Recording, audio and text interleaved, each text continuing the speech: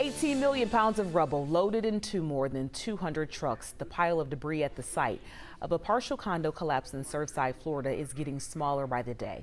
Less than 24 hours ago, officials gave their final planned update on recovery efforts.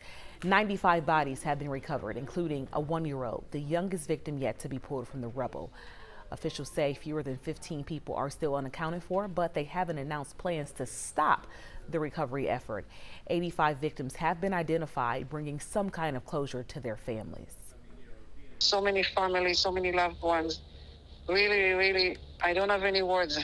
Just praying to God. Sarah Neer and her family survived the collapse. She moved to the Champlain Towers from Atlanta just last year. She says they were all inside when the garage started to crumble. Her son remembers the confusion and panic.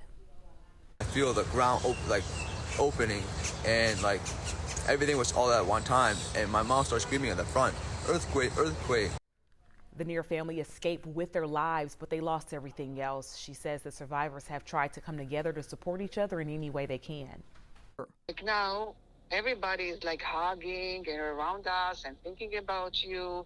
So you feel you're in the center and everybody's thinking about you.